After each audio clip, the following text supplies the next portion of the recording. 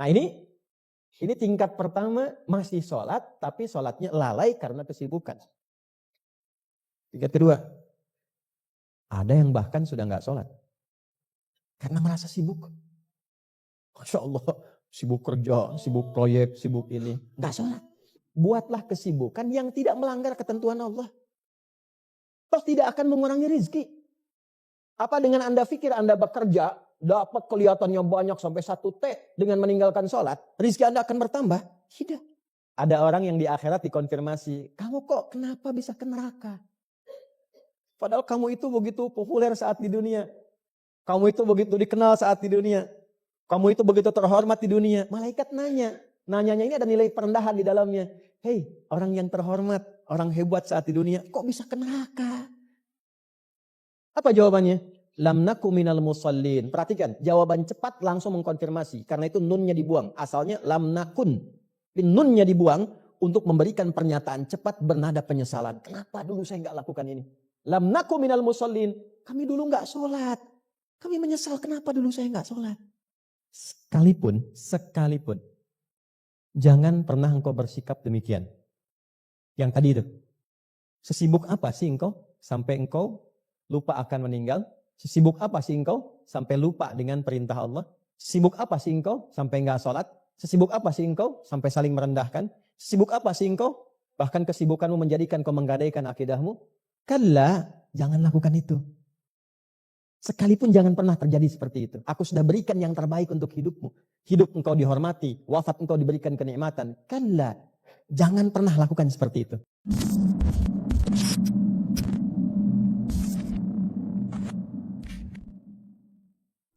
Bismillahirrahmanirrahim. Kita kembali ke surah Abasa.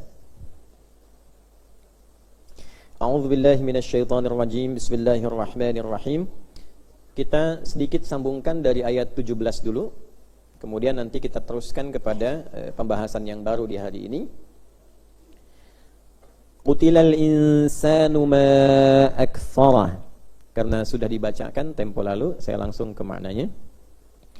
Qutilal insanu, celakalah manusia dengan segala kesibukan yang dijalaninya. Insan itu adalah nama yang melekat pada manusia dengan segala kesibukan aktivitasnya. Ya. Bismillah. Saya izin mempelankan karena sudah masuk ke inti pembahasan. Ya, supaya mudah untuk disimak, didengar dengan jelas. Al-insan.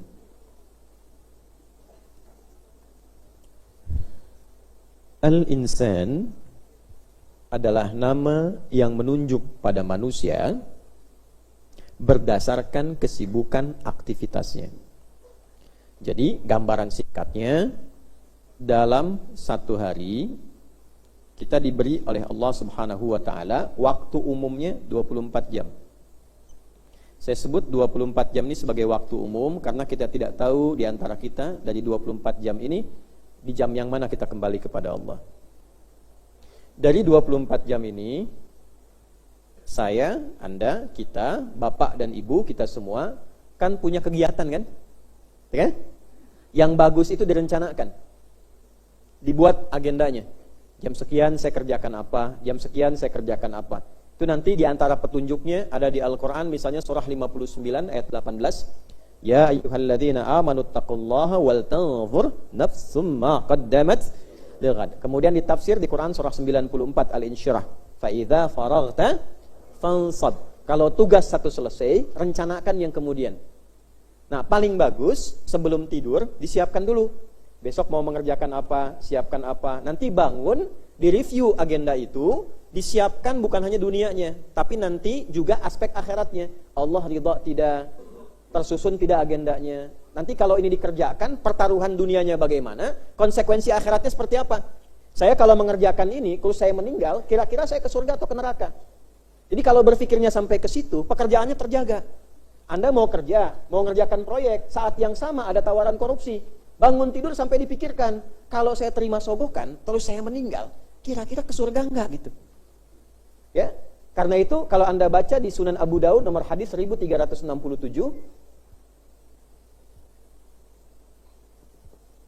Rawinya dari Ibnu Abbas radhiyallahu taala anhuma, itu Nabi langsung mengajarkan saat bangun kita mereview itu melihat, mengecek, mengulang tuntunan berkehidupan yang secara singkat dibacakan dari Ali Imran, Quran surah 3 ayat 190 sampai ayat 200, 11 ayat. Ya, dari inna fi khalqis samawati wal ardi wa ikhtilafil laili wan nahari la ayatin liulil alladzina yadhkuruna Allaha qiyaman wa qu'udan wa 'ala wa yatafakkaruna fi khalqis samawati wal ard. Perhatikan, ada zikir, ada fikir. Orang Islam tuh nggak bisa zikir saja. Bahkan zikir pun harus dengan fikir. Ya, kalau zikir tidak pakai fikir, nanti hilang makna zikirnya. Sambil difikirkan, sambil dipahami artinya. Contoh, maaf ya, sholat itu ada yang zikir saja, ada yang zikir dan fikir. Yang zikir saja apa diantaranya? Orang yang hanya sholat tapi tidak mengerti apa yang dibaca dalam sholatnya. Nah, orang yang seperti itu, kalau benar sholatnya sesuai rukun dan syaratnya, dia mendapat pahala dalam sholatnya, tapi tidak mendapatkan keberkahan manfaat sholat untuk kehidupan dunianya. Contoh, Allahu Akbar, dari mulai takbir, dibuka dengan takbir. Assalamualaikum warahmatullah, ditutup dengan salam. 2 rakaat sholat subuh, selesai. Dia tidak paham artinya. Dia ikhlas tunaikan, dia tunaikan dengan berjamaah misalnya, dia dapat pahala 10 kali 27. Selesai. Tapi ketika dia pahami artinya, dari mulai berdiri, kenapa berdirinya begini? Kenapa kakinya selebar bahu? Kenapa takbirnya begini? Nanti ada ilmu yang menjelaskan tentang makna ini, namanya ilmu hikmah. Ya, jadi nanti ibadah itu mesti dikerjakan dengan dalil. Jelas? Satu, ada dalil dulu tuh. Kalau yang makhdah, lihat dalil itu praktek contohnya. Jelas? Jadi nanti ada dalil, ada cara. Nah, yang ketiga, yang tertinggi, ada hikmah menjelaskan kenapa bacaannya ini, kenapa caranya begitu. Nah, inilah fungsi Nabi mengajarkan itu semua. Ya, di mana ditemukannya? Yang standar di Al-Baqarah ayat 129. Rabbana wab'ats fihim rasulam minhum yatlu 'alaihim ayatika, dalil. Wa yu'allimuhumul kitaba, cara. Wal hikmah, menjelaskan maknanya. Allahu Akbar. Apa dalilnya takbir angkat tangan? Oh, dalilnya misal ditemukan di hadis Nabi di Abu Daud. Sambil dia mengangkat tangannya, rafa'a yadayhi hadwa mankibaihi di Al-Bukhari, fayaqulu Allahu Akbar, mengucapkan Allahu Akbar. Angkat sejajar dengan bahu di sini. Atau kalau di Ibnu Majah, sejajar dengan daun telinga di sini. Sambil berkata Allahu Akbar. Nanti di ilmu hikmah dijelaskan kenapa tangannya diangkat begini. Ya, dan ini ada ilmunya dan ada kitabnya. Ya, misal Nadharat fi Ma'anis Shalah, Asrarus Shalah, ada banyak kitab. Saya waktu mengkaji fikih salat itu saya kumpulkan kitab-kitab terkait dengan makna itu. Angkat tangan, di antara maknanya buang urusan dunia ke belakang, pasrahkan dirimu pada Allah. Jadi kalau mau salat, dunia buang ke belakang. Yang jadi masalah ketika salat dunia masih di bawah. Makanya kenapa terjadi seringkali lisannya Allahu Akbar, tapi yang terjadi di pikiran itu kredit Hu Akbar. Ya, sendal Hu Akbar, jemuran Hu Akbar. Jadi ketika tangannya ngangkat, lisannya Allahu Akbar, pikirannya masih proyek. Karena itu takbir bisa digagalkan dengan suara panggilan telepon. Anda bayangkan tuh, Allahu Akbar, tang ting tung ting tang ting tung, itu bisa di cancel takbirnya tuh. Jadi masalah. Makanya orang-orang yang paham ini sebelum dia salat, dia cancel dunianya dulu. Dia matikan dulu, ya kan? Selesaikan dulu, dia off-kan dulu, baru takbir buang dunia ke belakang. Dan ini ada maknanya lagi, kenapa tangan yang kanan menutup yang kiri, kenapa kemudian diletakkan di sini, ya, dan seterusnya. Nah, ini yang dimaksudkan, kembali lagi ke sini, ya, ada orang Islam itu ciri pertamanya dia berzikir dan berfikir. Dan fikirannya dituangkan dalam bentuk agenda. Makanya kenapa salat pertama disebut dengan subuh? Saya pernah sampaikan seringkali dari kata asbah, yang diantara maknanya adalah sesuatu yang tersusun dengan rapi, agenda yang siap dieksekusi. Jadi idealnya begini, bangun tidur, agenda disiapkan, berdoa sama Allah, dibawa dalam sholat, dalam sujud itulah kita minta kemudahan pada Allah, supaya agenda yang kita siapkan itu diridhoi, diberkahi, dilindungi, dan dimudahkan oleh Allah. Idealnya begitu konsepnya. Pertanyaannya, apakah setiap yang bangun itu sudah punya agenda yang terukur? Teman-teman yang kuliah, gitu kan? Bapak-bapak yang kerja dan sebagainya, sehari itu mau kerjakan apa saja. Jadi dasarnya begini, sebetulnya standarnya orang Islam tuh nggak boleh, ya, nggak boleh di sini bukan masalah pahala dan dosa, ya, bukan halal haram, tapi standar menjadi pribadi muslim itu sebetulnya nggak boleh kalau ditanya jam 9 di mana. Ya lihat ntar aja deh.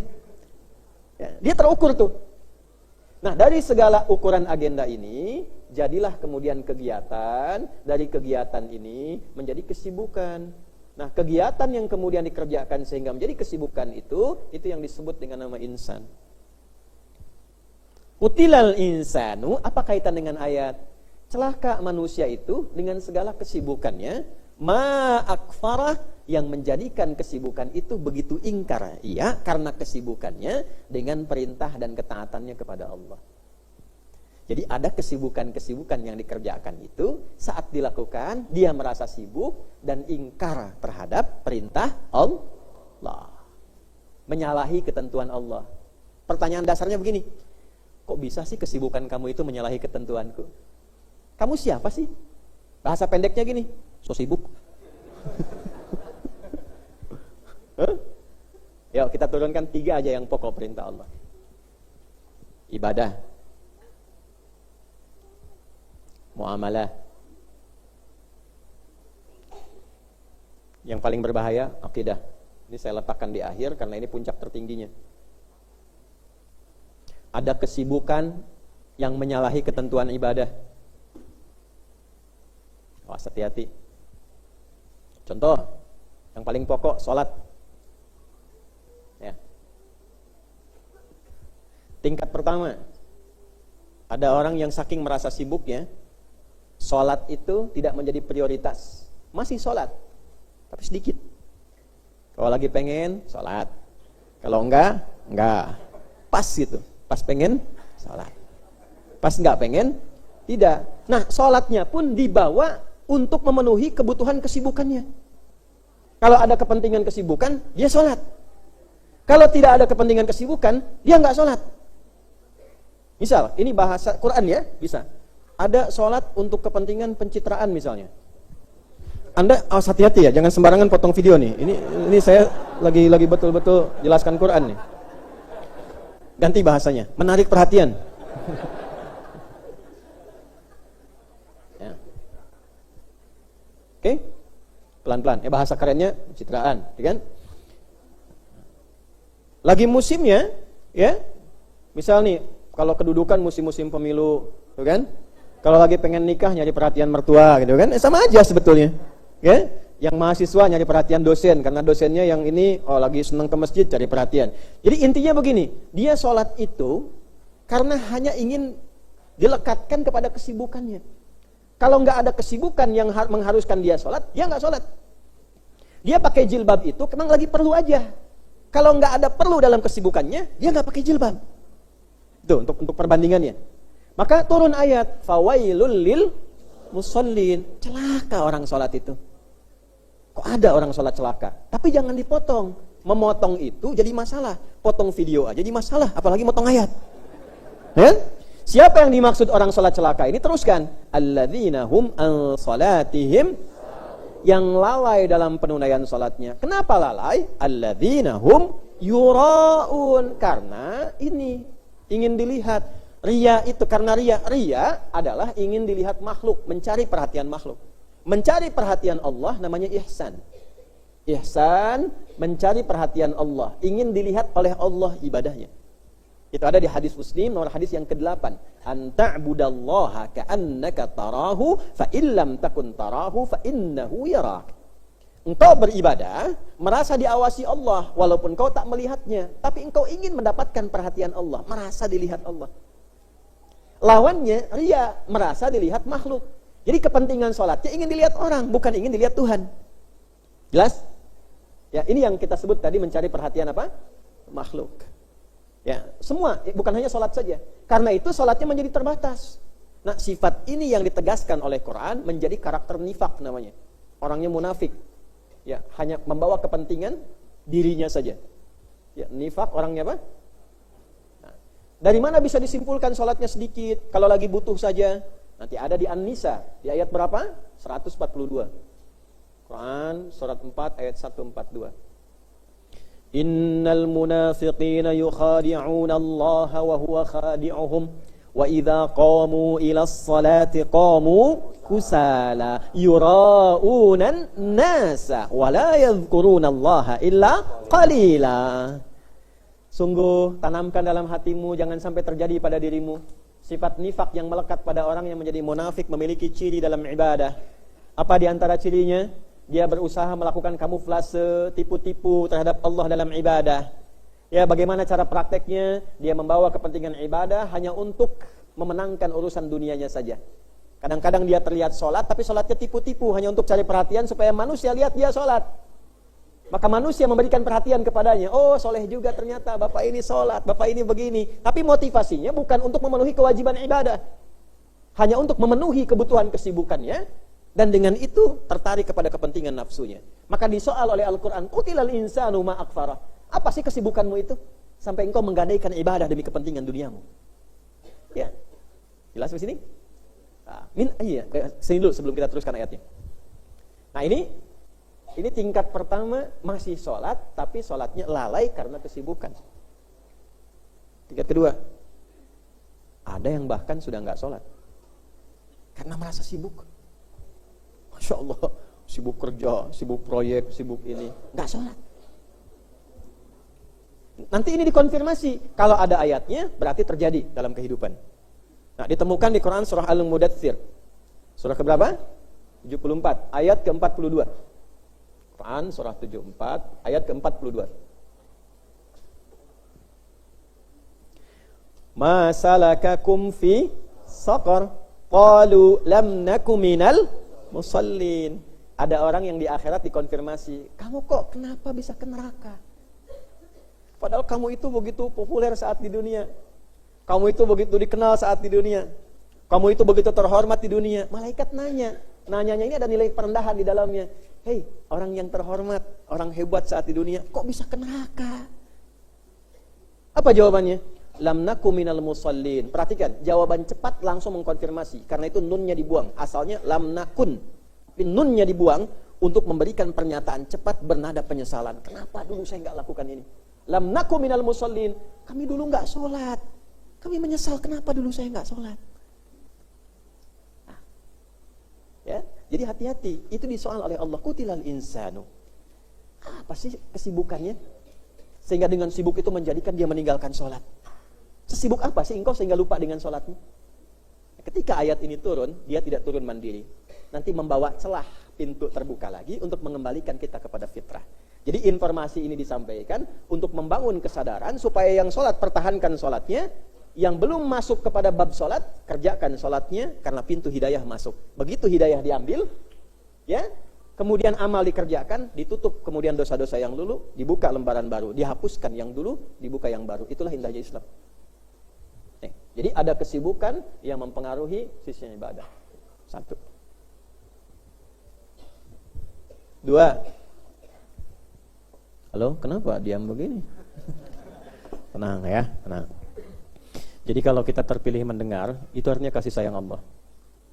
Kalau kita masuk pada bab ini, segera kita kembali. Maka ketika kita kembali, ditutup yang telah lalu, dihapuskan, dibuka lembaran baru. Kalau kita berhati-hati, jaga apa yang disampaikan ini, kerjakan minimal sampai akhir hayat kehidupan kita. Ibadah, muamalah. Muamalah itu hubungan dengan makhluk umumnya. Contoh, maaf ya, maaf. Mata ini diperintahkannya apa? Saya sudah sering sampaikan, untuk melihat yang baik. Lisan diperintahkannya dengan apa? Bicara yang baik. Ingat baik-baik ya, ingat. Perintah itu disandingkan dengan iman.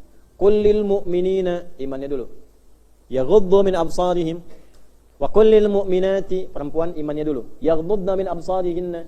Ya ayyuhalladzina amanu, imannya dulu. La yasraqu min qaum. Artinya apa? Ada bab muamalah yang saat dilanggar mempertaruhkan keadaan iman.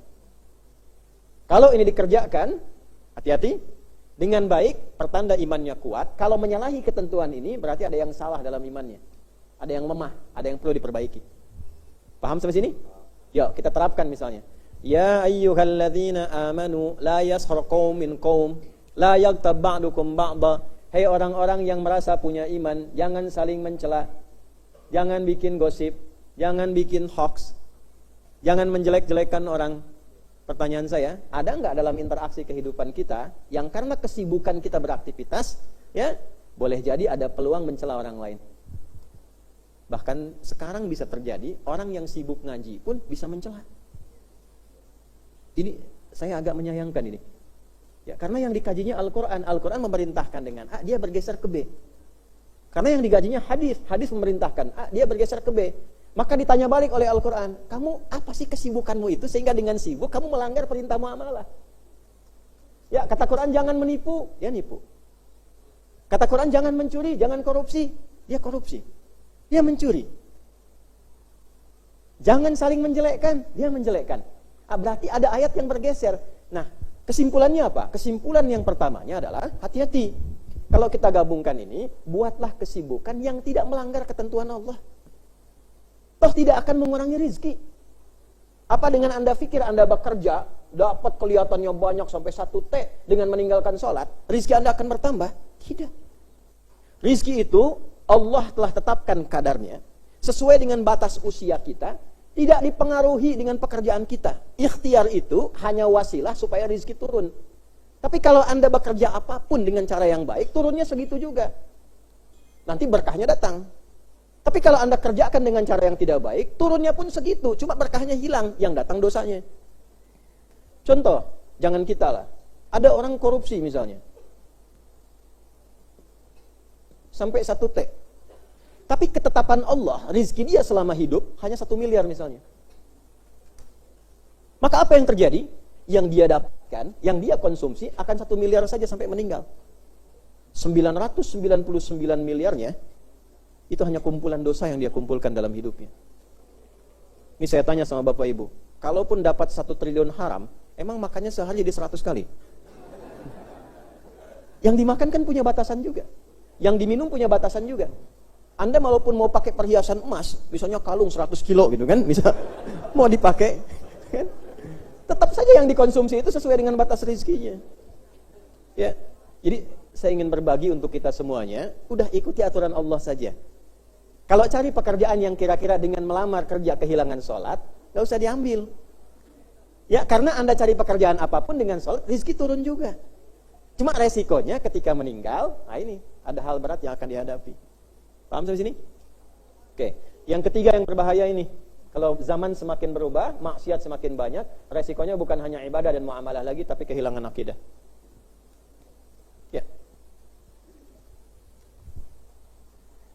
Coba saya tanya nih, Anda yang sedang cari kerja, dapat peluang pekerjaan tawaran, gajinya besar Mas di sini 1 miliar, cuman pindah agama. Nih ya, pilih ya. Tapi saya dari awal bilang, tidak ada pilihan ketiga.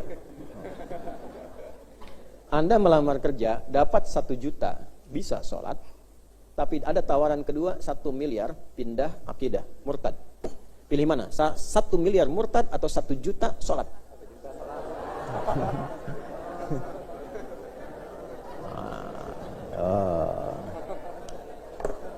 Sekarang terjadi untuk jaga toko aja, dia mau kehilangan Jumat itu. Hati-hati. Nah ini yang dimaksudkan. Ditanya balik oleh Allah, Qutilal insanu ma akfaro. Kok bisa kufur, bisa ingkar? Apa sih kesibukan yang kau kerjakan? Pada akhirnya kau meninggal juga gitu. Aku sudah siapkan rezeki untukmu, sudah bukakan jalan untuk mencarinya. Engkau tinggal kerjakan saja.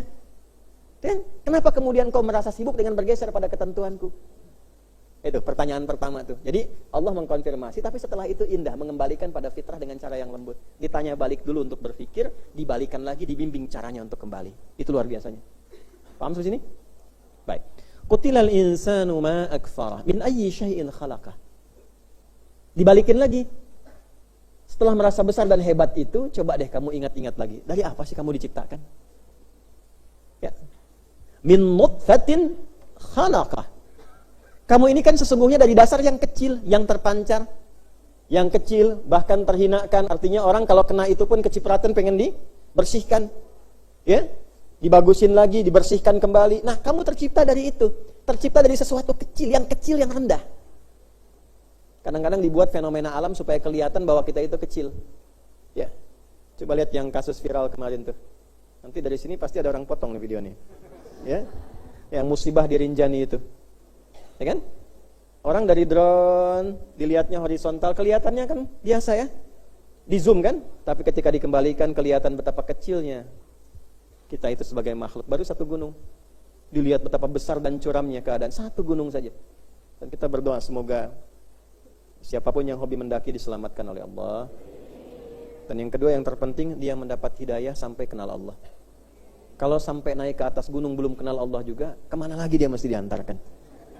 Ya, betul ya? Ya kan? Kalau sampai ke atas gunung, dia belum kenal Allah juga, kemana lagi mesti diantarkan? Karena ayat gunung itu di Quran, itu bersandarnya dengan ayat-ayat pengenalan pada Allah. Buka surat Fatir misalnya, di ayat ke-27. Fatir ayat ke-27. Dibukanya dengan alam taro annallaha. Apakah engkau tidak memikirkan bahwa Allah itu, ya, dari mulai menciptakan langit, bumi, menurunkan hujan, mengeluarkan bebuahan yang berwarna-warna, sampai kemudian menciptakan gunung-gunung. Lihat kalimatnya, menciptakan apa? Gunung-gunung. Wa minal jibali judadun bidun wa humrun mukhtalifun alwanuha. Lihat ke ujungnya tuh. Dan di antara gunung-gunung itu Allah tetapkan, ada yang punya garis-garis putih, ada yang kemerahan, wa gharabi busud. Ya, aneka warna itu ada yang hitam, lekat. Di hitam-hitam itu ada garis putihnya, ada yang merah-merahnya. Semua didesain itu apa? Kembali ke awal. Alam tara annallah. Apakah itu belum bisa membuat akalmu berpikir bahwa engkau bisa mengenal Allah dengan ciptaan itu? Engkau kecil ketika naik gunung. Ditanya balik, yang menciptakan gunung itu siapa? Yang membuat engkau kecil itu siapa? Ya, ayat Quran itu sampai sebegitunya. Orang ke lautan ada ayat turun tentang laut. Orang ke gunung ada ayat turun tentang gunung. Pada akhirnya ditanya, sampai engkau ke titik itu dan merasa kecil, pernah enggak dalam akalmu bertanya, siapa yang menciptakan yang besar ini? Dan menjadikan aku kecil seperti ini. Turun kesimpulannya, pasti ada di luar batas kemampuan manusia. Di luar makhluk ini. Ketemulah kemudian ke Allah. Turun ayat, min ayyi syai'in khalaqah, min nutfah. Kamu itu kecil. Dibandingkan dengan gunung masih besar gunung. Dibandingkan dengan beberapa hewan masih kuat hewan. Kamu pun takut pada hewan itu. Tapi luar biasanya, kenapa? Gunung yang bisa tasbih, hewan yang bisa tasbih, engkau menyimpang. Terbuat dari apa dirimu? Terus dibalikin, sesibuk apa? Sehingga kesibukanmu itu membuat engkau lalai dalam bertasbih. Paham sampai sini? Ya, min nutfatin khalaqa faqaddara. Nah, dibalik pemaknaan yang kedua, ini yang belum kita gambarkan kemarin, dan ini akan mengantarkan pada penekanan yang hari ini. Perhatikan kalimatnya. Ya, pemaknaan keduanya, min nutfatin khalaqahu faqaddara. Kenapa engkau begitu ingkar dan sibuk? Padahal kesibukanmu sekarang ini, dari engkau lahir yang kecil, yang terhina, aku sudah berikan perawatan dan kenikmatan sampai engkau merasa mapan hingga saat ini. Dari mulai lahir. Maka dibuka dengan kalimat faqaddarah. Aku rawat engkau sejak dalam kandungan, sejak tercipta dari pancaran spermatozoa dengan ovum itu Allah rawat. Turun Quran misalnya surah ke-22 ayat ke-5. Ya. Sampai Allah tetapkan kemudian wa nukiru fil arham. Aku tetapkan dalam rahim setelah proses-proses ini ditetapkan di rahim, dirawat. Kita enggak mikir bagaimana dapat makanannya. Ya. Ada ibu yang sedang hamil, anaknya mengkonfirmasi dengan ilham kepada ibundanya, "Ma, pengen warteg waring nasi Tegal." Enggak ada. Tinggal ngambil aja. Ya kan? Enggak mikir makan, tidak mikir buang kotoran, oksigen dapat, nyaman. Tsummas sabila yassara sampai tiba-tiba lahiran. Ya.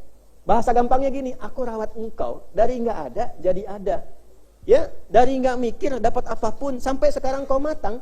Dari semua yang aku berikan, oksigen gratis, makanan, kehidupan, ada orang tua merawat sampai engkau mapan sekarang. Kenapa dengan itu kemudian kau ingkar padaku? Nanti ada muamalah dengan orang tua, disindir lagi. Ya, orang tua aku titipkan merawat engkau, menyayangi engkau. Setelah engkau mapan, kau tinggalkan orang tua sementara aku perintahkan kau berbakti padanya. Itu pun sama, ingkar dalam muamalah. Tuh. Paham sini? Awas ya, balik ke situ ya. Nah, maka dari sini kemudian kita teruskan dulu. Qutilal insanu ma akfara min ayyi syai'in khalaqa min nutfatin khalaqahu faqaddara thumma as-sabila yassara. Nah, kemarin kan kita bahas sampai sini kan bulan lalu. Masih ingat enggak? Oke? Nah, sampai aku mudahkan jalan hidupmu dari mulai lahiran sampai engkau berkehidupan. Sesibuk apa kehidupanmu ini sampai membuat engkau lalai padaku? Nah, baru kita masuk kepada inti yang kita bahas sekarang. Tsumma amatahu fa akbara. Padahal sesibuk-sibuknya engkau wafat juga. Engkau pasti meninggal. Nah, materi sekarang adalah tentang nikmat dan wafat.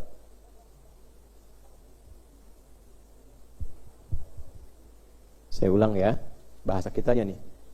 Sesibuk-sibuknya engkau, yang dengan kesibukan itu kadang engkau berbuat lalai dari apa yang aku perintahkan itu, engkau mesti yakin bahwa engkau akan meninggal. Itu dulu. Jadi sesibuk-sibuknya kita beraktivitas, kesibukan itu akan ditinggalkan. Puncaknya selesai. Thumma amatahu fa aqbara. Kemudian engkau akan meninggal, bahkan segera dikuburkan. Fa di sini menunjukkan sesuatu yang cepat dilakukan. Makanya sunnah dalam Islam, kalau tidak ada yang sangat urgen, ketika seorang meninggal, selesai kemudian dimandikan, dikafani, disolatkan, maka segera dikuburkan. Tapi dalam bahasa lainnya, dalam penekanan psikologinya, engkau itu sesibuk-sibuknya pasti meninggal, dan setelah meninggal akan segera dikubur. Jadi orang nggak sibuk lagi, segera kubur, udah selesai. Jadi kesibukan yang dikerjakan selama ini hilang sepersekian waktu saja. Berangkat gelap, pulang gelap, berakhir di kegelapan. Kita lihat, sekian tahun, belasan tahun, puluhan tahun, meninggal sebentar aja dikubur, selesai. Fa'akbarah, maka segera kemudian akan dikuburkan. Nah, kenapa dikuburkan dan kematian dalam Islam dilekatkan juga dengan nikmat? Kan pakai atof tuh, thumma pakai fa. Ke atasnya kan tafsir kedua tadi nikmat kan? Aku telah berikan nikmat kepadamu, aku rawat engkau dari tidak ada jadi ada, dari terlahirkan, dirawat orang tua, gitu kan? Nikmat kan? Pertanyaannya, kenapa wafat itu, dikuburkan itu disandingkan dengan kenikmatan? Karena tidak ada proses di dalam menghormati manusia, bahkan saat meninggalnya diperlakukan dengan terhormat, kecuali dalam Islam. Saking terhormatnya manusia, Allah sang pencipta memerintahkan dalam meninggal pun mesti ada kasih sayang Allah di dalamnya. Saya tanya pada Anda, di mana Anda bisa temukan tuntunan saat seseorang meninggal itu masih dimandikan dengan cara yang lembut, megangnya ditata, hati-hati jangan terlalu kencang, jangan melukai mayitnya, dia sudah capek dengan kehilangan rohnya. Nekan mengeluarkan kotoran mesti lembut, ngangkatnya mesti baik. Temukan tuntunan di muka bumi ini yang menghormati sosok manusia bahkan saat meninggalnya. Kita tidak bicara hidupnya. Kalau hidup sudah ada tuntunan, jangan dicaci karena terhormat, jangan dilecehkan karena terhormat, disayang karena terhormat. Ini orang meninggal masih diperlakukan terhormat, masih nikmat. Ya. Coba lihat, setelah dimandikan, dikafaninya pun diatur yang baik, ya kan? Setelah itu masih dihormati, disolatkan lagi, diangkat dengan zikir, diantarkan, ditata, dikuburnya pelan-pelan, ya kan? Ditarik lagi ke dalam bahasa Qur'annya. Aku berikan kasih sepenuhnya kepadamu dari hidupmu sampai wafatmu. Wafat saja aku perhatikan. Dan engkau merasa sibuk sampai lupa kepadaku. Kurang apa nikmatku diberikan padamu? Fabi ayyi ala'i rabbikuma tukadziban. Allah tuh sampai sebegitunya gitu. Ya, thumma amatahu fa akhbara. Engkau itu akan wafat. Lalu dikuburkan. Dalam kubur pun aku masih berikan cara-cara yang terbaik menghormatimu. Kenapa engkau lupa denganku? Itu sampai sayangnya Allah ke titik ini. Jadi kalau ada orang merasa sibuk sampai lupa dengan Tuhan, maka ayat pertamanya, kamu meninggal loh, hati-hati. Dan semua kesibukan kamu akan tinggalkan. Makanya bahasanya sederhana, telah meninggal dunia, semua kesibukan dunia selesai. Selesai apapun itu. Fa'akbarah, segera dikuburkan. Nah, dalam proses penguburan itu pun disandingkan dengan nikmat, ditanya balik, apa belum cukup aku berikan keterangan sampai saat ini? Betapa engkau pun keadaan begitu, masih dihormati juga. Coba Anda lihat, pelaku maksiat pun, sepanjang dia muslim kan, masih diperlakukan terhormat kan? Dimandikan, dijaga, ya masuk. Walaupun terhormatnya ada standarnya, ya, ada ukurannya. Mungkin yang mengantarkan sedikit, tapi standar ini tetap berlaku. Dan setelah itu urusan dia dengan Allah Subhanahu wa taala dari perilaku, konsekuensi dunianya. Jelas sampai sini? Nah, jadi apa yang disampaikan di ayat ini untuk memberikan penegasan, makanya kenapa saya sedikit ulang ke belakang supaya ada rasa yang tersambung dengan kita pada ayat yang akan kita kaji saat ini. Ya. Thumma amatahu fa'aqbara. Thumma idza syaa'a ansyarah. Dan nanti atas kehendak Allah dibangkitkan lagi kemudian manusia yang telah meninggal ini. Jadi ada kehidupan setelah kematian. Nah, sekarang kita urai bagaimana mempersiapkan diri menjemput kenikmatan ini. Kemudian setelah itu mempersiapkan diri dari kenikmatan itu dibawa kenikmatan ke tempat selanjutnya setelah kita meninggalkan dunia ini. Bersyukurnya sebagai muslim, keterangannya ada dalam Al-Quran. Dan janji Allah pasti benar. Sehingga kita bisa siap-siap. cari di kitab manapun, bahkan yang disucikan, ada nggak keterangan yang menerangkan tentang kehidupan alam kubur? Halo? Jelas? Baik. Nah, sekarang kita coba siapkan dulu, dan ini materi terakhir di pertemuan hari ini supaya kita bisa optimalkan. Bismillah. Dicatat dulu ayatnya. Satu, sebelum ke pembahasan ini, teruskan satu ayat dulu. Sebentar, nanti setelah itu kemudian dilanjutkan. Thumma amatahu fa'aqbarah, thumma idza syaa'a ansyarah. Teruskan. Kalla lamma yaqdi ma amara. Sampai sini dulu, pelan baik-baik, baru kita tuliskan ayatnya. Perhatikan baik-baik. Kalla, sekalipun jangan pernah engkau bersikap demikian. Yang tadi itu, sesibuk apa sih engkau sampai engkau lupa akan meninggal? Sesibuk apa sih engkau sampai lupa dengan perintah Allah? Sesibuk apa sih engkau sampai enggak sholat? Sesibuk apa sih engkau sampai saling merendahkan? Sesibuk apa sih engkau bahkan kesibukanmu menjadikan kau menggadaikan akidahmu? Kalla, jangan lakukan itu. Sekalipun jangan pernah terjadi seperti itu. Aku sudah berikan yang terbaik untuk hidupmu. Hidup engkau dihormati, wafat engkau diberikan kenikmatan. Kalla, jangan pernah lakukan seperti itu. Lamma yaqdi ma amarah. Bahkan engkau meninggal pun engkau belum tentu bisa menyelesaikan semua ketentuanku, semua perintahku. Nah, ini mohon fokus ini ya. Ini paling penting dan mungkin jarang dibahas. Saya punya keyakinan di tafsir ini jarang dibahas.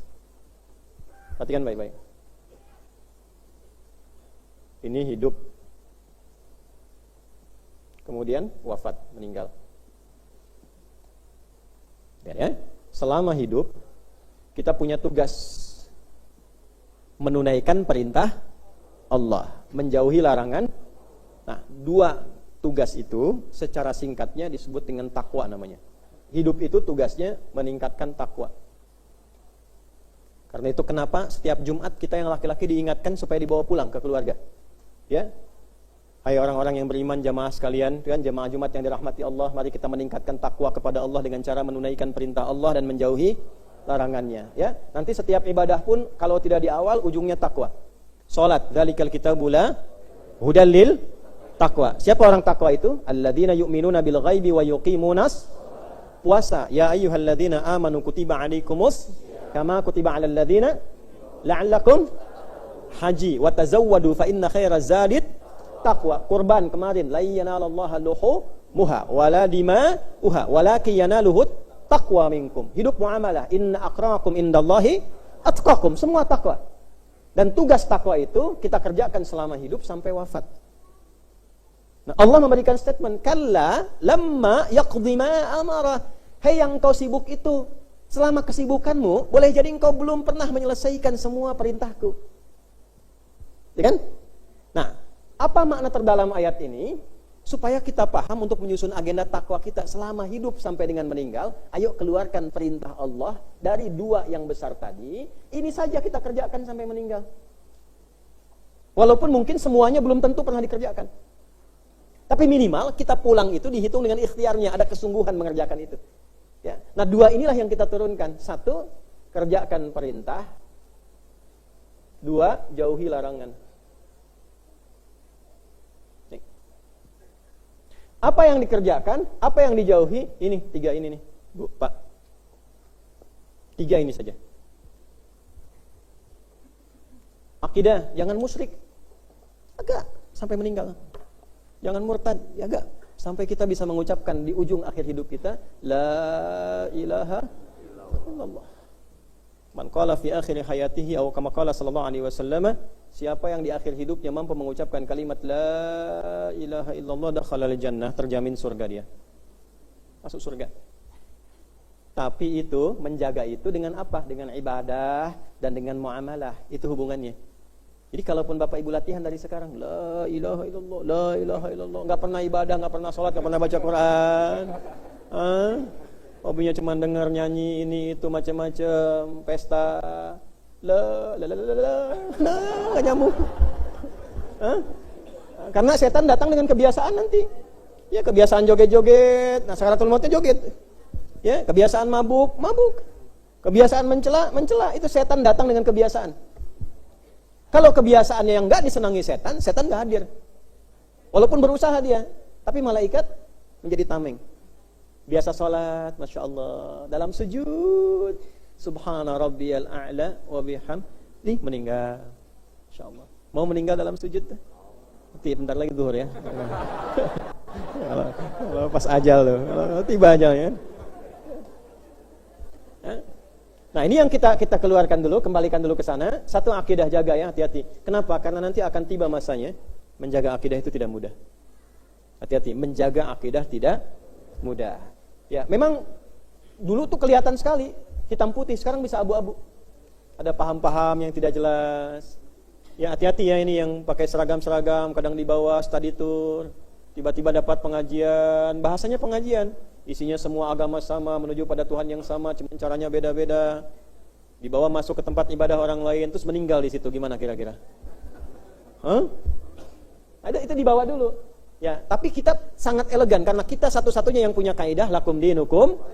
Ya, hormati keyakinan orang lain. Jangan ganggu keyakinan orang lain. Tunjukkan nilai Islam yang baik, tapi jaga keyakinan kita, jangan dicampur-campur. Dalam saat yang sama, hormati keyakinan orang lain, tidak perlu mencela. Orang punya keyakinan, kita hormati. Cara menghormatinya adalah, satu, jaga keyakinan kita. Kedua, tidak perlu dicampur-campur. Paham? Baik, satu ini tentang akidah. Jaga, perintah Allah jelas. Perintah Allah apa? Jelas. Dan ini yang paling dasar. Maaf ya, kalau ada orang kelihatan sholat ibadahnya, kelihatan haji hampir tiap tahun, kelihatan umrohnya hampir tiap bulan, tapi di sininya masalah. Innallaha la yaghfiru ay yushraka bihi wa yaghfiru ma dzalika liman yasha. 2 kali di surat An-Nisa saya ditegaskan. Sungguh, tegaskan pada hatimu, Allah tidak akan pernah mengampuni dosa syirik bagi hambanya yang mengerjakan itu sampai wafat tidak tobat. Awas, jangan putus sampai di situ. Artinya apa? Kalau ada orang pernah syirik, tapi kemudian dia tobatnya diterima. Kalau dia nasuhat. Tapi kalau dia syirik atau bahkan murtad, kemudian meninggal dalam kesyirikan dan kemurtadannya, belum tobat, maka itu yang tidak terampuni. Jelas? Karena itu kalau ada orang berbuat demikian, doakan. Dakwahi dengan doa dulu, supaya semua orang mendapatkan haknya jadi baik. Ya, jangan cepat menghukumi dulu ya, tapi kita doakan. Wa yaghfiru ma duna dzalika liman yasha, dan kalau Allah berkehendak selain itu bisa diampuni. Artinya apa? Sampai ke akhirat pun masih peluang dapat syafaat. Ada orang pernah berbuat dosa misalnya, dosa-dosa besar. Ya, maaf, membunuh, berzina, macam-macam dan sebagainya, tapi dia beriman.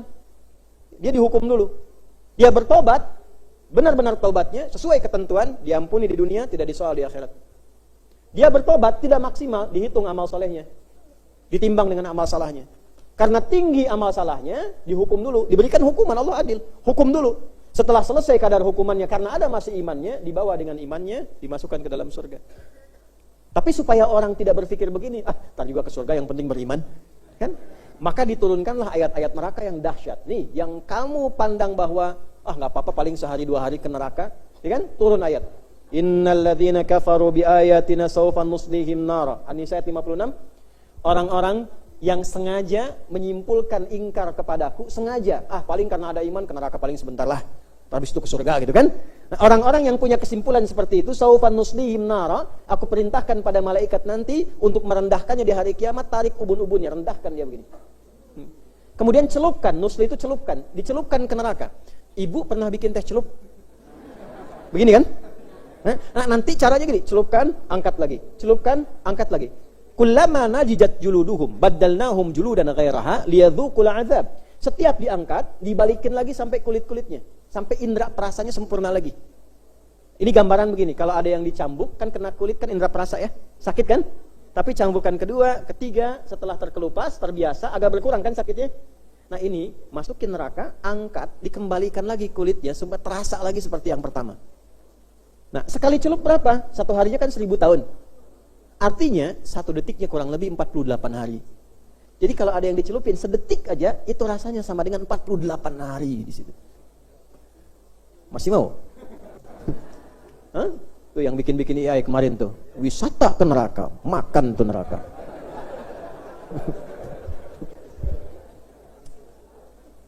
Paham?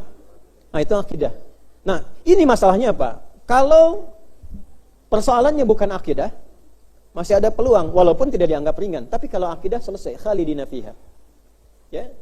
Dua naik ke atas muamalah. Muamalah itu nanti ada masuk nifak, hati-hati. Nifak nanti disambungkan dengan kufur. Di An-Nisa ayat 140, paling kiri sebelah bawah tuh di pojok. Ya. Wa qad nazzala 'alaikum fil kitabi an idza sami'tum ayatillahi yukfaru biha wa yustahza'u biha fala taqudu ma'ahum hatta yakhudu fi haditsin ghairi innakum idzam mithluhum innallaha jami'ul munafiqina wal kafirina fi jahannam jami'a. Jahannam. Telah tetap ketentuan dalam Al-Qur'an, ketentuan dalam ajaran Nabi. Kalau Anda mendengar ada pengajian, ada yang ngajar, di situ kemudian mengingkari ayat-ayat Allah, mempresetkan ayat-ayat. Ayat salat dianggap mainan, ayat hijab dianggap mainan. Ya, salat itu kan untuk mencegah perbuatan keji dan mungkar. Kalau kita sudah bisa mencegah perbuatan keji dan mungkar, enggak perlu salat lagi. Kasih tahu, fulan meninggalkan salat itu termasuk perbuatan mungkar. Artinya kalau Anda tidak salat, Anda masih mengerjakan yang mungkar. Nah, ditemukan enggak yang begitu? Temukan. Nah, kalau menemukan yang seperti itu atau wayustahza'u biha, ngelok-ngelok. Yang satu mengingkari, satu ngelok-ngelok. Yang menarik apa? Ternyata yang berbicara yang mengaku muslim. Kalau yang dia belum Islam, belum kenal Islam, belum tahu Quran, dalam tanda petik ya, dia bicara karena tidak tahu. Tapi ketika orang mengatakan dia muslim, dan dalam statementnya dia menyoal agamanya, mengolok-olok tuntunan agamanya, bahkan mengingkari ketentuan ayat Qurannya, maka digolongkanlah oleh Allah pada golongan orang munafik dalam bermuamalah, dan orang ini yang dijerumuskan ke neraka duluan dibandingkan dengan orang ingkar. Innallaha jami'ul munafikin. Munafiknya dulu diambil. Jelas di sini? Oke, hati-hati ya. Baik. Teruskan. Nah, sekarang kita bikin kurikulum. Izin ibu, bapak, ibadah ini supaya jaga sampai meninggal. Yang pokok keluarkan dulu. Apa ibadah yang pokok? Ini digabungkan dengan ini. Nomor satu, gabungkan dengan 3. Keluarnya rukun Islam. Akidah 1, asyhadu an la ilaha wa asyhadu anna Muhammad. Jaga sampai meninggal, 1 ini. Saya kalau akidah itu tegas ya, mohon maaf ya. 2, untuk menjaga akidah itu supaya terjaga, maka dijaganya lewat ibadah.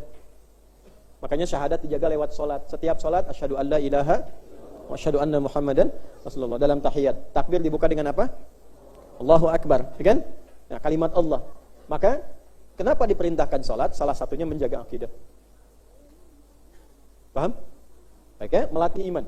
Maka lihat keluarkan yang pokok. Buat menunya di sini. 1, perintah takwa selama hidup berarti salat, jangan tinggal. Salat. Kalla lamma yaqdi ma amara. Ya, sekali-kali jangan pernah kesibukanmu membuat engkau lalai atas perintah Allah. Karena semua perintah Allah belum tentu engkau telah tunaikan, sementara semua nikmat yang kau butuhkan aku telah berikan. Lihat perbandingannya. Aku telah berikan semua nikmat yang engkau butuhkan, sementara engkau belum mengerjakan semua perintah yang telah aku sampaikan. Dan walaupun sedikit, aku masih terima. Yang tidak sebanding dengan nikmat yang telah aku berikan. Allah ngasih 100% nikmatnya pada kita. Kita ibadah masih 60%. Nggak sebanding dengan nikmat. Ini pun masih Allah terima. Makanya disebut asyakur, yang menerima walaupun kadarnya hanya sedikit. Nah, karena itu jangan simpulkan bahwa amal kita itu sudah maksimal mengantarkan ke surga. Belum tentu. Kalau bukan karena rahmat Allah, nggak cukup ini dapat surga. Rahmat itulah yang kemudian menyempurnakan amal usaha kita yang kita kerjakan ikhlas karena Allah. Maka apa yang perlu dikeluarkan dari sini? Semua jenis sholat Bapak Ibu coba keluarkan menunya. Yang fardu 5 waktu tuliskan. Kemudian buat menunya dalam setiap bulan keluarkan. Bulan ini jam berapa subuh, jam berapa zuhur, asar, maghrib, isya. Punya waktu catatan sholat. Nanti dalilnya Quran surah 4 ayat 103. Inna sholata kanat 'alal mu'minina kitaban mauquta. Bahasa terjemahan bebasnya, orang beriman itu dia tahu waktu sholat. Standar. Jelas? Oke. Kemudian tambahkan dengan yang sunnahnya. Minimal selama hidup pernah mengerjakan sekali. Yang belum pernah sholat duha, minimal selama hidup sekali duha. Ya? Yang belum mengerjakan tahajud, minimal nanti malam.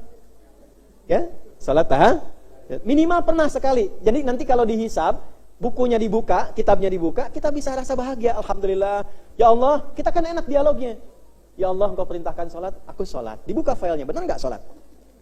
Terus dicek, sholatnya pencitraan apa bukan? Hah? Ya kan? Nanti dibuka tuh, lihat. Nah, nanti yang kurang-kurang, oh ini yang fardunya yang subuh ini nggak niat betul subuhan. Tapi narik perhatian orang gitu kan? Oh, nggak niat betul subuhan karena di subuh itu ada tambahan nasi subuh. Ya kan? Jadi target kesananya yang ditarget tuh nasinya gitu kan? Snacknya, maka misalnya 30%, nasinya 70%. Ini keluarkan, bikin menu ya, menu sholat. Setelah itu apa lagi perintah Allah? Setelah sholat apa? Zakat kan? Nah, coba lihat, selama hidup pernah zakat gak? Gini, jangan simpulkan dulu begini, zakat untuk orang kaya, jangan simpulkan begitu dulu. Karena perintah Qur'annya, berusaha kita selama hidup bisa zakat. Usaha. Jadi yang dilihat nanti usahanya, kalaupun gak sampai selama hidup untuk berzakat, minimal kita pernah berusaha selama hidup untuk bisa zakat. Paham gak?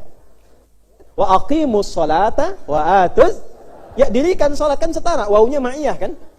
Engkau menunaikan sholat, seperti engkau semangat sholat itu, berusahalah dapat sesuatu untuk zakat. Kalau belum sampai, turun infak. Ya, untuk zakat 85 gram emas misalnya dikalikan sekarang berapa? Hampir 2 juta ya. Wah, untuk 170 jutaan. Saya belum dapat nih segini, tapi saya punya 700 ribu. Saya mau latihan infak 100 ribu. Saya mau latihan infak 1000. Keluarkan ayat-ayat infak. Nah, yang jarang dibahas ini, Ibu, Bapak, kalau Anda mau infak, mana yang ditunjukkan oleh Quran? Ada nggak dalam Quran tabel infak? Keluarkan tabelnya. Contoh, infak prioritas 1 keluarga. Dalilnya Quran surat 4 ayat 34. Maaf ya, ini ada perhatian kita ke Palestina misalnya. Bagus, alhamdulillah, kan? Tapi juga proporsional. Jangan sampai Anda punya uang untuk nafkah keluarga, Anda berikan misalnya untuk keluar, dan keluarga Anda nggak makan. Ini secara fikih masalah. Secara fikih apa? Masalah. Karena nanti ada urutan, ketika nggak bisa dengan harta, minimal Anda dengan doa.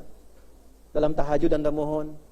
Nanti Anda berusaha lagi. Jadi yang pertama kita tempatkan itu keluarga dulu. Ar-rijalu qawwamuna 'alan nisa bima faddalallahu ba'dahum 'ala ba'din wa bima anfaqu min amwalihim. Jadi yang pertama kali kebutuhan dasar infaknya keluarga dulu. Dan jangan dikira ketika Anda berikan, maaf ya, uang kepada istri, kepada anak, uang jajan, itu nggak ada pahalanya. Itu ada pahalanya. Nanti filenya akan dibuka. Ya, dan kemana itu dialokasikan, itu akan dilihat. Nanti setelah itu turun yang kedua, Al-Baqarah ayat 215, 5 golongan. Jadi kalau belum bisa zakat, saya uangnya nggak pas buat zakat, Anda keluarkan infak untuk menaati Allah selama hidup. Jadi ketika filenya dibuka, apa yang pernah kamu lakukan dengan perintahku? Ya Allah, aku memang belum bisa zakat seperti apa yang telah engkau ketahui dengan sempurna, tapi aku berusaha untuk infak. Yas'alunaka madza yunfiqun. Mereka bertanya padamu Muhammad, bagaimana cara infak? Qul ma anfaqtum min khair. Kalau mau infak cari yang paling bagus, enggak harus uang. Enggak ada uang, makan bareng-bareng, bagi tetangga. Walaupun sedikit, yang penting menaati Allah dan Rasul. Jelas? Ya? Ada uang bikin anggaran walaupun sehari 1000, jangan lihat nilainya. Saya ingin mematuhi Allah, terserah, saya enggak lihat pandangan manusia. Saya pengen mematuhi Allah. Lil walidain, satu orang tua. Ini yang hebat-hebat, yang punya mobil, yang macam-macam, lihat ayah ibunya tuh. Ayah saya sudah meninggal, beramal apa untuk cahaya bagi ayah Anda di alam kuburnya? Paham? Wal aqrabin, kerabat terdekat. Ada 2, jalur keluarga dengan tetangga. Wal yatama, anak yatim. Wal masakin, orang miskin. Wabni sabil, orang yang kesulitan perjalanan. 5. Baik. Sudah. Baru setelah itu jauh, Al-Baqarah 261. Ya, perhatikan kalimatnya. Matsalul ladzina yunfiquna amwalahum fi sabilillah kamatsali habbatin ambatat sab'a sanabil fi kulli fi kulli sumbulatin mi'atu habba wallahu yudha'ifu liman yasha wallahu wasi'un. Baru infak jauh, Bu, Pak. Diurut. Nah, ini maksud saya begini, bukan jadi informasi. Bapak Ibu bikin tabel. Ini saya kasih PR ya. Bulan depan bikin tabel begini. Salat. Menu salat. Apa saja jenisnya? 1, 2, 3, 4 sampai selesai. Bapak Ibu bikin, nanti saya coba bikin juga. Di sini bikin checklist, selama hidup sudah atau belum, checklist atau belum begini. Ya. Kalau sudah, alhamdulillah. Kalau belum, tulis di sini. Sesibuk apa saya belum pernah menunaikan ini? Kalau belum nyampe ke hati, tulis. Adik, kamu akan meninggal. Nih. Ya. Kalau belum juga, ditanya nanti sama Allah, kamu sudah sholat ini apa belum? Ya. Ini zakat plus infak. Terus 4 apa setelah itu? Keluarkan menu puasa ya, selain Ramadan apa saja? Ya, puasa sunnah Senin, Kamis, Ayyamul Bid. Ya minimal selama hidup pernah sekali lah. Ya, supaya ngisi file. Filenya keisi kan daripada enggak kan? Ya, kan kalau di absen malaikat ada semua. Ya. Nah, terakhir haji umrah. Nah, sering diterjemahkan gini, bagi yang mampu. Saya suka menerjemahkan berusaha untuk mampu haji dan usahanya itu yang dilihat. Nabung, bukan ngutang. Nabung aja. Nabung aja. Ya, kemarin saya rekomendasikan kalau bisa dana talangan hapus aja itu. Mendingan nabung, hapus aja udah. Itu yang bikin antrian panjang. Nabung aja, nanti begitu pas sesuai biaya berangkat. Belum pas tabungan masih ada. Itu akan dilihat, dinilai, malaikat catat itu. Jadi walaupun belum menunaikan haji, usahanya tercatat. Boleh jadi usaha itulah yang menjadikan mabrur di sisi Allah Subhanahu wa taala. Ini gambaran. Nah, ini tugas kita cuma itu saja. Nanti yang dilarang apa? Ini ibadah. Oh, salat larangannya jangan riya. Perintahnya tunaikan dengan khusyuk. Apa itu riya? Belajar bab ilmu riya dalam salat, pelajari supaya terhindar dari riya. Demikian dengan zakat, demikian dengan infak sampai ke haji dan umrah. Pelajari perintahnya, pelajari larangannya sehingga ibadah ditunaikan sesuai dengan ilmu dan hukumnya. Paham?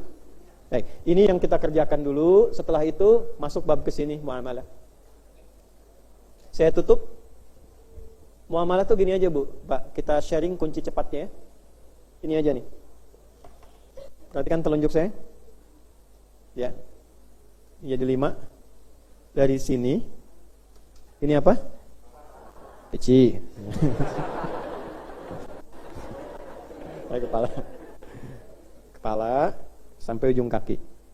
Kalau ini sudah benar, selamat muamalahnya.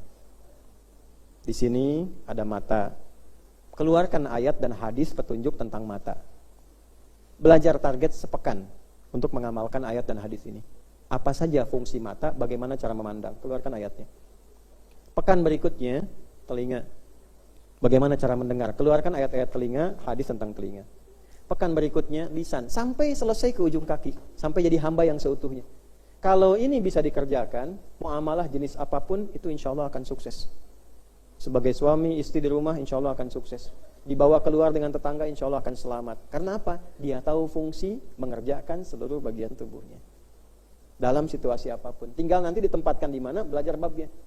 Misal, nanti ini kalau sudah bagus, pilih satu di antara 4. Mau hidup dengan kedudukan, jabatan, yang birokrat, diplomat, kan ngejar jabatan tuh, karir ke atas. Kan? Nanti setelah itu belajar bagaimana menempatkan fungsi ini di fungsi kedudukan. Nanti keluarkan ayatnya tentang kedudukan. Kalau jadi pimpinan mesti bagaimana, hadisnya bagaimana, profil sahabatnya seperti apa. 2, harta. Yang dagang, yang bisnis, yang jualan. Ya, bagaimana menggunakan tangan dengan benar di bidang tijarah. 3, ilmu. Yang ingin jadi ustadz, kiai, mufasir, insinyur, macam-macam. Bagaimana nanti tubuh kita mengeksekusi ilmu yang ada dalam diri kita. Bicaranya bagus, tapi yang keluar adalah hal-hal yang tidak baik isinya. Retorikanya bagus. Di Quran itu ada ayat begini. Ada ayat mengatakan, ada orang kalau bicara itu begitu indah kalimatnya. Tapi di dalamnya ada racun yang sangat berbisa. Ya. Bu, madu isinya racun. Coba ibu pilih, mau di madu apa di racun? Maaf ya, bercanda aja. Bercanda. Itu ada di Al-Baqarah ayat ke 204. Wa minan nasi may yu'jibuka qawluhu fil hayatid dunya wa yushhidullaha ala ma fi qalbihi wa huwa aladdul khisam. Anda akan dapati beberapa orang di muka bumi ini pandai beretorika. Kalimatnya indah, bagus. Bahkan bawa-bawa nama Allah. Tapi Anda akan mendapatkan isinya sebetulnya menjauhkan Anda dari Allah. Merusak kehidupan. Hati-hati. Wa idza qila lahu ittaqillaha akhadhatul 'izzah. Kalau diingatkan, sombongnya keluar. Saya ini doktor, saya ini profesor. Tapi kemanapun dia beraktivitas itu membawa masalah. Wa idza tawalla sa'a fil ardi liyufsida fiha wa yuhlikal hartha wan nasl wallahu la yuhibbul fasad. Kemana aja membawa kerusakan. Dengan kalimatnya bagus, tapi ternyata di dalamnya ada kerusakan. Hati-hati ya. Nah, jadi secara singkatnya, kalla lamma yaqdi ma amarah, ini keluarkan supaya kita bisa sempurna menghadap Allah sesuai kemampuan kita dalam sebaik yang bisa kita lakukan. Jelas kalimatnya? Kalau ini tidak bisa dikerjakan, tetap kufur, nanti di akhirat sebelum dimasukkan ke dalam neraka jahanam bersama jin pembangkang, itu dicela oleh Allah, disamakan bahkan lebih dibandingkan dengan hewan ternak. Maka turunlah Quran surat 7 ayat 179. Walaqad dzara'na li jahannama katsiran minal jinni wal ins lahum qulubun la yafqahuna biha wa lahum a'yunun la yubsiruna biha wa lahum adhanun la yasma'una biha ulaika kal an'ami bal hum adall. Ya, hati-hati, aku telah berikan engkau pikiran tidak dipakai, mata tidak digunakan, telinga tidak difungsikan. Kenapa engkau seperti binatang, bahkan lebih dibandingkan binatang? Maka silahkan nikmati neraka jahanam yang telah aku siapkan untuk orang-orang seperti kalian. Itu ancaman yang dari awal kita antisipasi. Masya Allah, betapa dalam nasihat yang telah kita dengarkan bersama. Semoga kita benar-benar paham bahwa hidup hanyalah perjalanan singkat, dan setiap detik yang kita jalani hendaknya diisi dengan menunaikan perintah Allah, menjauhi larangannya, serta menjaga akidah hingga akhir hayat. Ingatlah, sahabat sekalian, tidak ada kesibukan di dunia yang patut membuat kita lalai dari tugas terbesar kita, bertakwa. Bahkan saat kita wafat pun, rahmat Allah masih tercurah. Bagaimana mungkin kita sanggup melupakannya saat hidup? Semoga mulai hari ini kita bisa lebih serius merancang kurikulum takwa untuk diri kita. Menata salat, zakat, infak, puasa, haji, menjaga muamalah, dan merawat akidah hingga akhir napas. Mari kita doakan agar Allah selalu membimbing langkah kita, menjaga hati, lisan, dan seluruh anggota tubuh kita agar tetap dalam ketaatan. Jangan lupa, tuliskan kesan dan rencana perbaikan diri Anda di kolom komentar. Semoga saling menguatkan di jalan kebaikan. Sebarkan video ini kepada keluarga, sahabat, dan siapa saja, agar semakin banyak yang tersadar dan siap berbenah menuju ridha Allah Subhanahu wa Ta'ala. Wassalamualaikum warahmatullahi wabarakatuh.